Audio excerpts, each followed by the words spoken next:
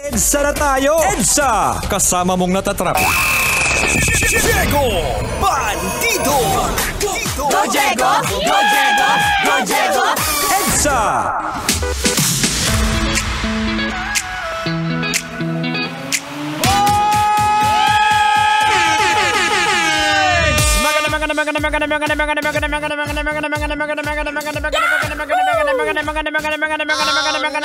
Magandang hapon! Metro and Mega Manila! Check your Love Radio Tic-Tacs! It is now 31 minutes makalipas sa oras ng alas 5 ng hapon! That's right, mga kabisyo! Alam niyo naman yan! Alam mo yan! Pagpatak ng alas 5 ng hapon! Kailangan pa bang i-memorize yan? Basic! Basic na basic yan! Tugtugang rock and roll tayo, Manong Driver, boards, hanggang alas 9 ng gabi! On a beautiful Friday! Salamat sa pagtutok, lakasan ng volume ng mga radyo para hindi ka maantok. Tanggalin natin yung antok mo! Bawal ang antok-antok dito sa programang EDSA. Siyempre, kasama po ang tropang EDSA. Pinangungunahan po yan ng napakatalino sa lahat. Wala nang iba pa!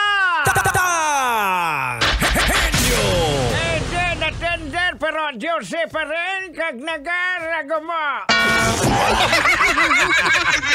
Siyempre mga kabisyo, kasama The Prodigy, yours truly!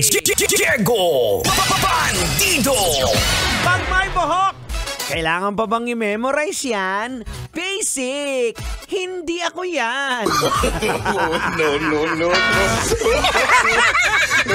Ay, mga kabisyo, siyempre hindi naman makukumpleto ang ating programang EDSA, hindi makukumpleto ang tropang EDSA kapag wala ang napaka-cute, napaka-kulit na si...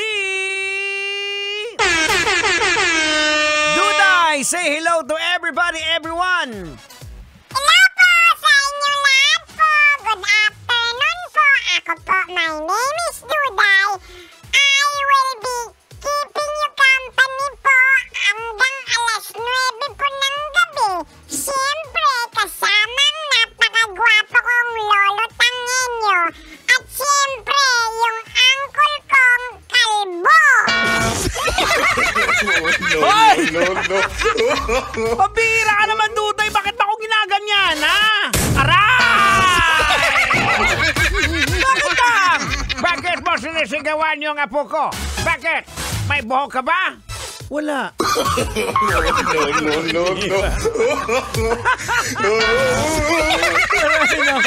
Ay, batiin na lang natin sa napagandang hapon po yung mga nakatutok sa atin. Yung mga solid na nakikinig sa atin, na alam na nila pagpatak ng alas 5.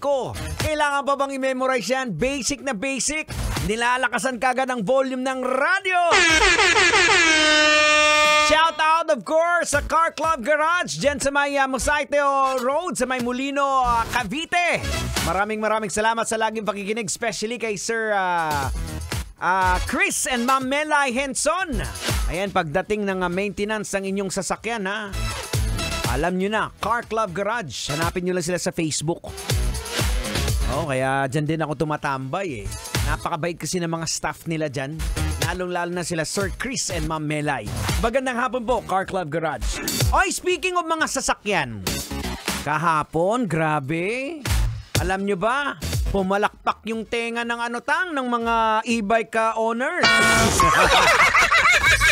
Kasi nga mga kabisyo, kahapon po, nag-order po si Presidente Marcos, hindi po Lumi yung in-order niya.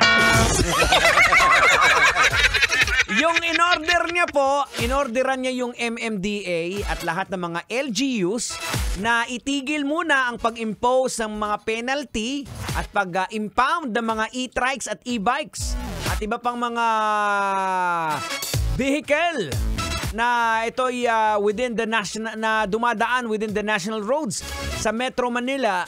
Ang sabi ay bigyan pa daw sila ng ample time. Oh, no!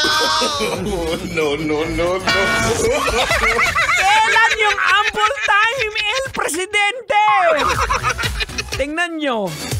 May e-bike na naman, pupunta na naman sa expressway. Ay, hindi natin nilalahat ha. Meron kasi talaga na hindi talaga alam yung responsibilidad nila eh.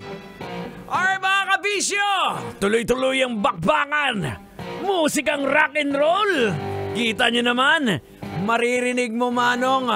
Grabe, sino pa bang aantukin pag ganito yung tugtugan, no? Kailangan pa bang i-memorize yan? Basic! Here's the song coming from Deep Purple with Smoke on the Water. Dito lamang po yan. Right here on Metro's #1, 90.7 Love Radio. Yeehaw! Kailangan pa bang i-memorize yan? Love Radio. Basic!